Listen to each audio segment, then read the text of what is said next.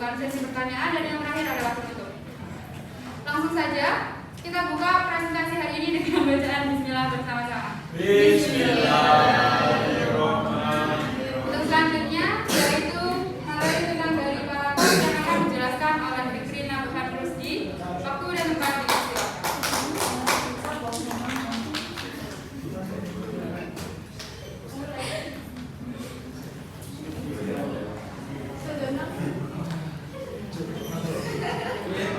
Assalamualaikum warahmatullahi wabarakatuh. Yang terhormat, saya selaku dosen pengampu mata kuliah seminar bisnis plan, dan tak juga lupa ada teman-teman yang telah menyempatkan waktu pada siang ini. Di sini saya akan menjelaskan apa yang telah saya lakukan di usaha Diri Parapat ini.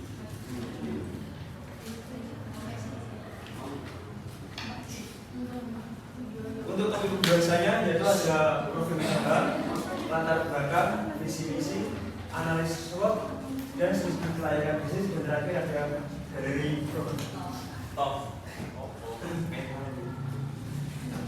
Untuk profil usaha, nama perusahaan yaitu Diri Parapat.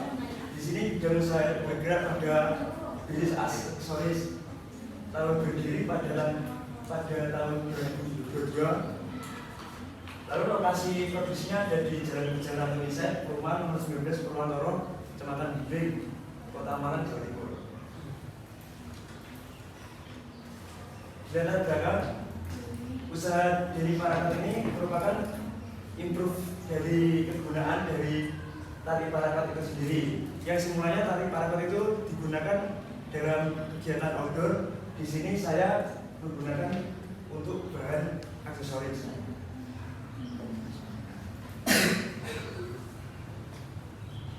Ini tadi visi misinya kelewatan, saya berdasarkan dari sini aja. Visi misinya yang pertama ada visi, mengembangkan posisi terdepan sebagai perusahaan yang memproduksi dan menjual aksesoris yang inovatif dan berkualitas. Kemudian ada misi.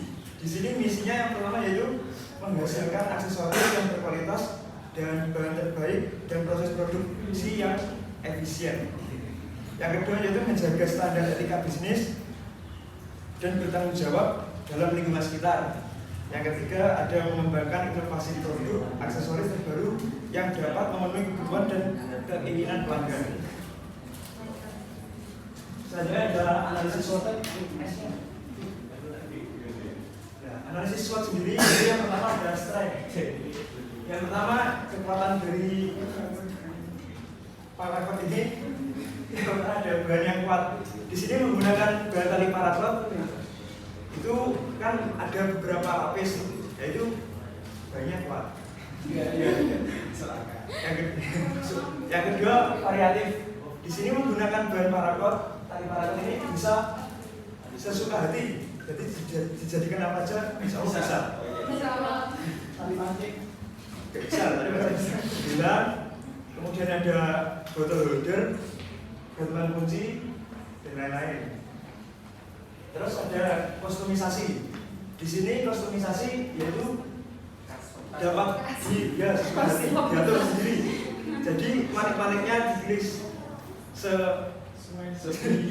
seselera masing-masing. Terus ada business. Ini ada bahan yang cepat kotor yang pertama. Terutama jika dijadikan sebagai gelang atau kalung, tapi itu tergantung orang yang memakai. Biasanya bolon. Yang kedua yaitu memerlukan keterampilan dalam menganyam. Menganyam itu karena bahannya kuat, agak kaku, jadi agak sulit dianyam. Yang ketiga ada opportunities. Di sini ada dua. Yang pertama ada persaingan tidak terlalu ketat. Jadi bisnis di Parapat ini biasanya yang menjual hanya orang yang membeli itu hanya orang-orang yang beraktivitas di luar di luar ruangan. Survival gitu loh. Yang kedua ada target pasar cukup luas. Tadi kan fleksibel gitu, jadi bisa dibuat apa, jadi target pasarnya cukup luas. Sebenarnya dari ancaman. Nah, di sini ancamannya yang pertama itu ada kompetitor bidang usaha yang sama. Jika Dairy Paragot ini bergerak di bidang usaha aksesoris, ya kurang lebih saingan bisnisnya di usaha aksesoris. Yang kedua ada perubahan tren. Kita sudah mengetahui bahwa fashion dan aksesoris ini selalu mengikuti tren. Jika tidak mengikuti, biasanya agak ini. Goyang, tidak mengikuti arus. Yang ketiga ada bahan baku yang sering didebatkan.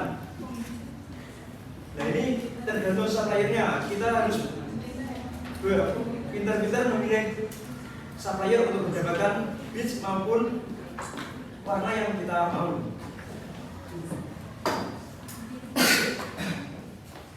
Selanjutnya ada studi kelayakan bisnis. Di sini studi kelayakan bisnisnya yang pertama ada analisis aspek hukum. Dairy Paragot sendiri untuk saat ini masih belum mempunyai surat legalitas apapun, mulai dari NPWP, hak cipta, SIUP, dan TGP. Jadi agak ilegal.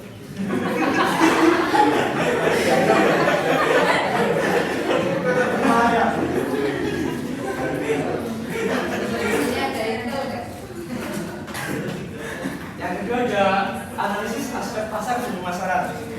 Di sini analisis aspek pasarnya yaitu segmentasi yang pertama. Usaha ini memiliki targetnya itu menyeluruh segala kalangan masyarakat. Selanjutnya yaitu target pasar. Target pasar sendiri ini ditujukan pada mahasiswa dan teman-teman sekitar. Selanjutnya ada positioning. Positioning dari Dairy Paragot sendiri ini yaitu berinovasi pada produk dan menjaga minat pasar agar membeli tidak bosan.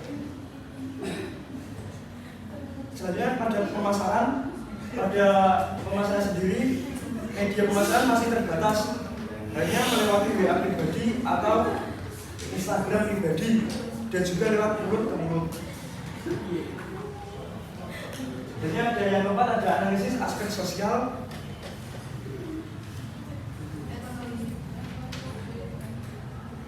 Aspek sosial, ekonomi, budaya, dan politik. Di sini yang berpengaruh dari bisnis ini, yang berpengaruh secara langsung yaitu pada aspek ekonomi dan sosial budaya. Karena bidang seperti ini aksesoris, kita selalu mengikuti tren dan pertumbuhan ekonomi juga mempengaruhi daya beli konsumen.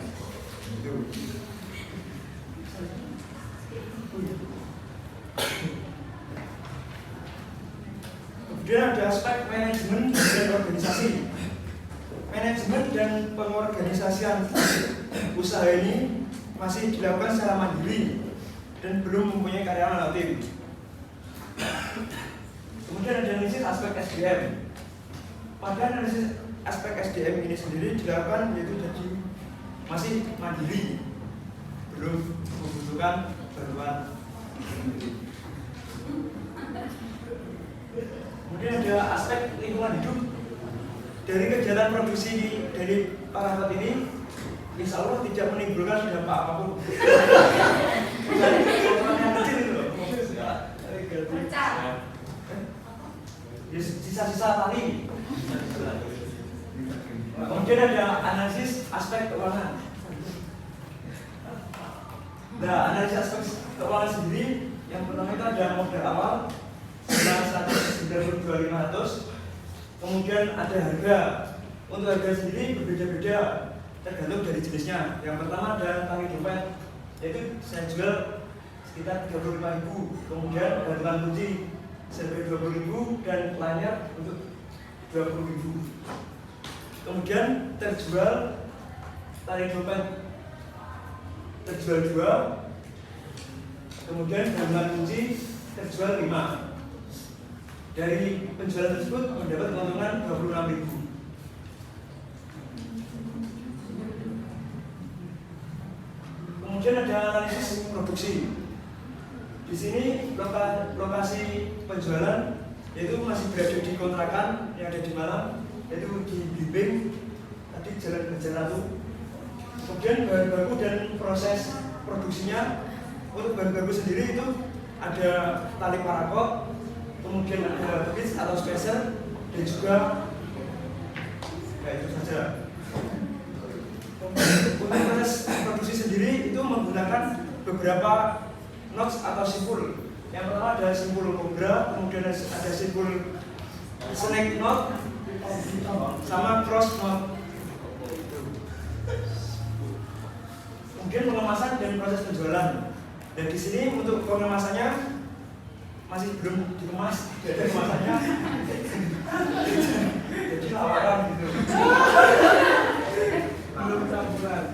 Dan proses penjualannya itu melalui tadi sosial media pribadi dan mulut-mulut sama teman.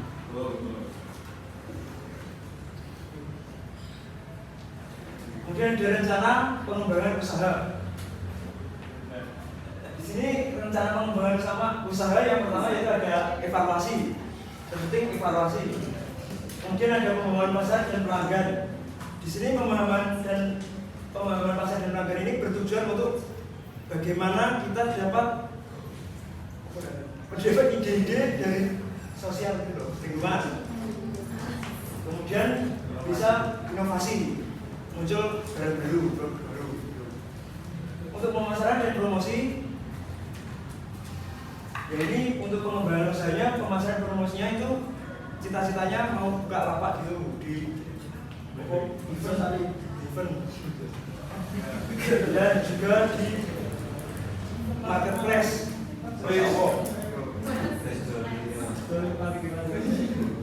Kemudian yang terakhir ada karyawan dan tim. Kemungkinan jika bisnis ini berkembang dan besar, kemungkinan karyawan dan tim ini diperlukan sehingga membutuhkan open recruitment. Nah ini dari produksinya ada tali dompet, pertanyaan dan gantungan kunci seperti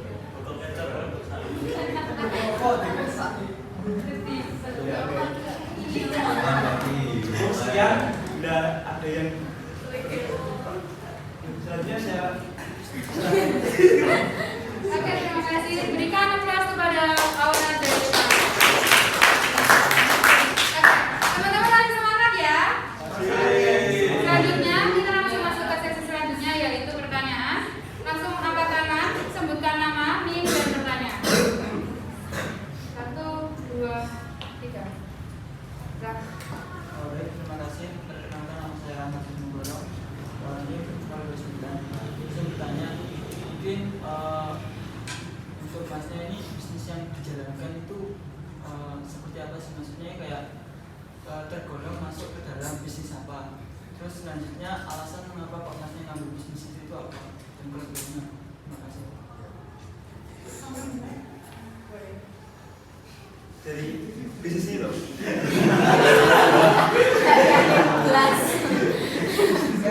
Masih bergerak di bidang aksesoris kayak ya fashion termasuk kayak gantungan kunci sama tali dompet kapal. Terus saya memilih ini itu karena yang pertama hobi, yang kedua ada tugas bisnis plan.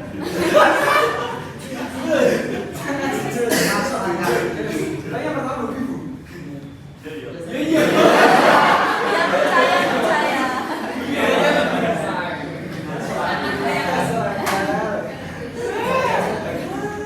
Terus kelebihannya itu kan bisa dikustomisasi. Jadi terserah kita cara membeli. Ya, mungkin gitu. Tanyakan kembali kepada Zaki, apakah sudah cukup? Oke, selanjutnya pertanyaan kedua. Saya bisa melayani tim 127. Target pasarnya itu kebanyakan yang beli siapa? Terus desain atau modelnya itu dibikin unisex atau ada perbedaan antara cewek sama cowok? Disuruh jawab? Iya. Target pasar ini sendiri mahasiswa dan teman-teman. Sama saya maksudnya. Kalau udah tanya teman. Jadi yang lagi tren itu loh. Tren.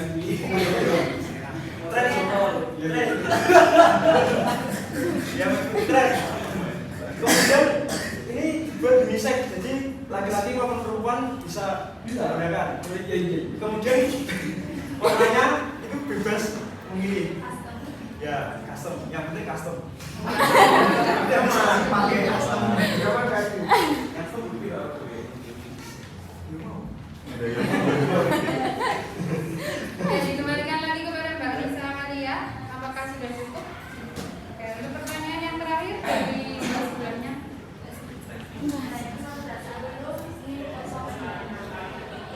Namanya apakah bisnis ini dan pasar itu menjanjikan? Sedangkan orang kalau tulisan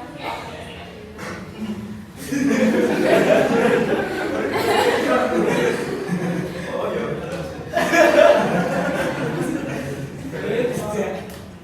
Isi menjanjikan Mbak, insya Allah. Tidak konsisten, karena saya nggak konsisten.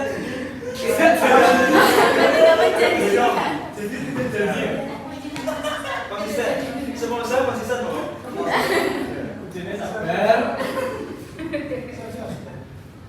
Mungkin saya kembalikan kepada Mbak Irma Fidatul, apakah sudah cukup? Oke, terima kasih teman-teman. Untuk pertanyaan yang terakhir saya kembalikan kepada dosen pengampu selaku Mas Guru. Namanya saya pemiliknya. Oh tidak, maka boleh.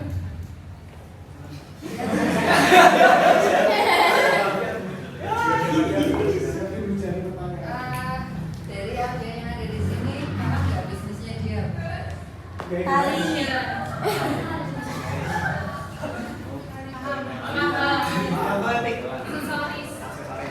tali. Aksesoris dari tali. Aksesoris.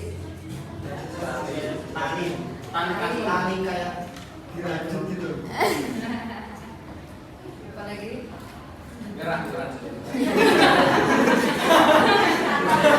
Kalau aku sih Karena dia bilang hobi, gitu kan? Hobi ngapain? Kerajinan tangan. Jadi tidak hanya cuma bangun tidur gitu. Mengisi. Timbangannya itu. timbal. Daripada Yang untuk pakai bahan kan banyak Ya. dan kalau tak lihat itu yang tak tahu itu benar foto itu foto hasil buatanmu ataukah kamu ngambil? ya buatan saya sendiri Bu, ada bahan depannya. Ini saya udah dikasih tahu. Tapi udah berapa ini? Ini lucu banget. Oh iya.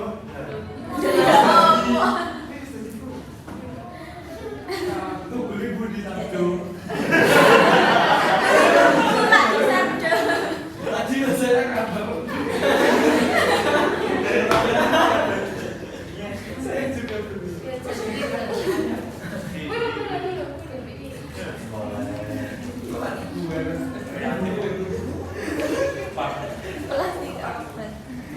Enak sih enggak?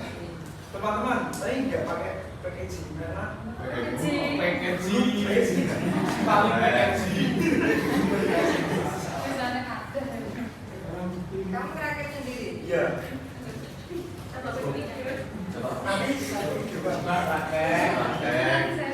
praktek. Ya, artinya ini kan seminar bisnis plan. Jadi kamu menyeminarkan rencana bisnis atau kalau ini berarti kan menyeminarkan apa yang sudah kamu jalankan di bisnis plan yang sudah kamu susun.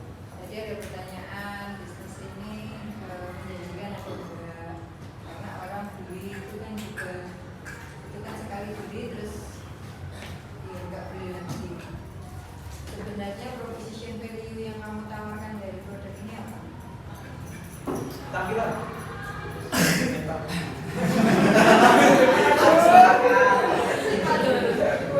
Saya ini masih berusaha menyelami apa yang ada di pikiran. Itu pangku. Anak pangku. Gayamu. Tapi dari yang kamu tadi laku berapa tadi? Yang beli siapa? Teman-teman, biasanya di kontra buatkan ini.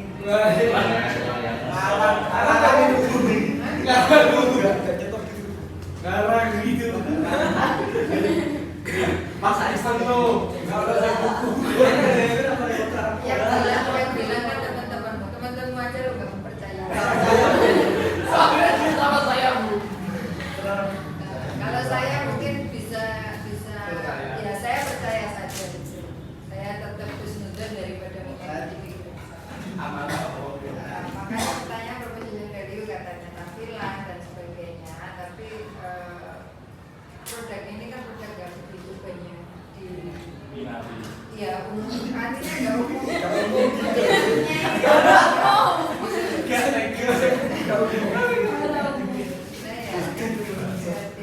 Kayaknya memang ya leg spesial.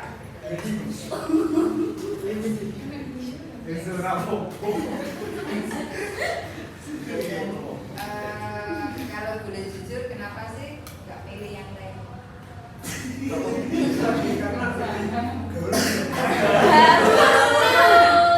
Aso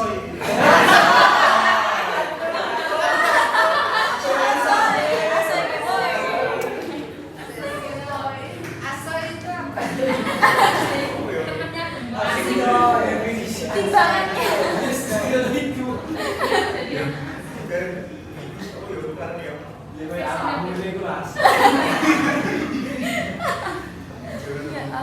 Artinya yang beli produkku yang modelnya kayak kamu.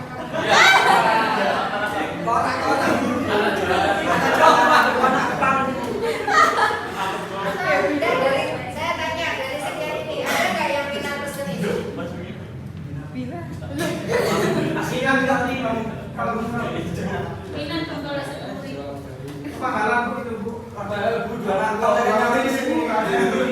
Keluarkan semua unek-unekmu. kau. Sekian pasarnya gak jelas ini. Oh ya. Kamu jualnya berapa? Yang ini 25. Yang tadi Menurut teman-temanmu mahal. Padahal kenapa kamu menetapkan harganya 20.000? Jadi banyak karpet sendiri itu lumayan cukup mahal daripada tali-tali biasanya. Ini per materialnya 4.000. Saya mikirnya kan gini kan banyak itu tali-tali Kor. biasa. Ya.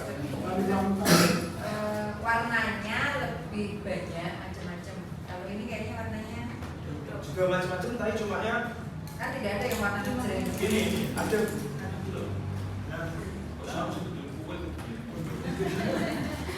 Ada yang lebih cerah.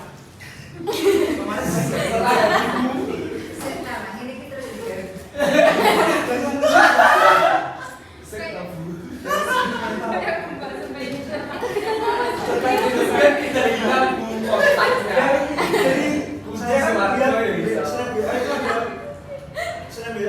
kehilangan kunci.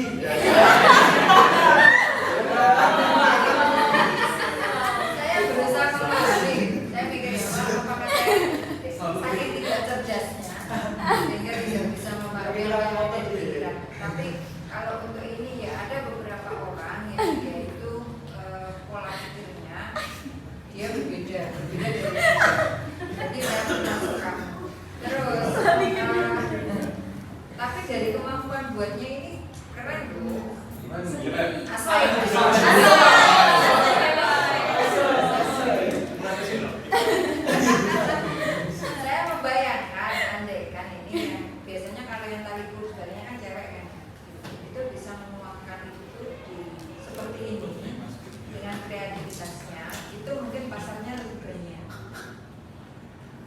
dengan kemampuanmu yang seperti ini, kalau dituangkan dengan media lain, itu kemungkinan kita orang jualan itu kan lihat pasar ya, bukan menurut kita. Gitu. Cuman kalau kamu bilang hobi itu, saya sudah angkat tangan. Orang hobi itu nggak bisa diukur dengan dengan duit. Kalau namanya hobi berapapun dia akan dibuat, dan mungkin yang beli pun juga yang punya hobi kayak gini, dan itu sangat terbatas. Gitu. Tapi kalau kamu tahu kamu bisa masuk di circle atau lingkungan yang memang sama dengan kamu, maka dia tetap laku aja. Tapi iya sih, kan ini custom. Orang biasanya kalau gantungan kunci umumnya kan yang itu apa? Yang badan pabrik itu pasti itu biasanya kan banyak dijual di lapangan itu, dan itu yang sudah umum. Nah ini kan khusus, ini jual berapa ya? 20. Mestinya Yang lain namanya bilang duyuk, yang lainnya mahal gitu. Ya kalau saya mahal murah itu kan dipilih siapa yang mau. Tapi kalau pada umumnya ini kan tes pasar satu. Ayo siapa yang mau pesen barang ini, angkat tangan. Terus dari harga, ini harga 20.000 itu harga yang pantas atau enggak? Enggak pas. Kurang. Enggak salah. Yes. Seharusnya pertanyaan ini bukan di sini. Ngerti maksudnya? Karena konsumenmu, Iya. bukan konsumen ini. Bukan. Di perempatan Rejo itu. Ini kan nggak asoy soalnya. Kita kurang asal. Tapi kalau nggak salah dengar, kamu sendiri mengatakan bahwa karena kamu punya sendirian nggak konsisten. Ya. Kenapa? Jadi biasanya kadang jadi lebih kadang enggak, kalau enggak Ya. Nanti cari lagi. tapi banyak enggak. Terus yang pesen kamu itu, misalkan yang pesen kamu lagi nggak mood gitu, terus gimana? Jadi jadi terpaksa kamu ya. Buat ya. Ya. Tapi ada perbedaan nggak nanti hasilnya mood dengan nggak mood? Ya, sama dari. Sama profesional. Profesional. Fikri Vespa tua. Mahal, pikir kan di biro sini. 10.000. Nah, makanya sing mahal kan nek sing promosian kan ngerti. Terus ini tok larang. Tapi terus digawe opo enggak? Iki nek kuncinya bukan kuncinya koron kan ya. Tapi ya itu tadi asal itu. Cukup dari saya. Saya kasih dulu, saya mau mari. Baik, terima kasih saya dan teman-teman semua. Setelah tentang sesi tanya jawab, mungkin saya akan membagikan lingkungan balik karena habis sudah dipakai. Saya tutup dahulu presentasi hari ini. Saya mewakili presentator. Mohon maaf apabila ada kata dan perilaku yang kurang berkenan. Sekian dari kami. Wassalamualaikum warahmatullahi wabarakatuh. Waalaikumsalam.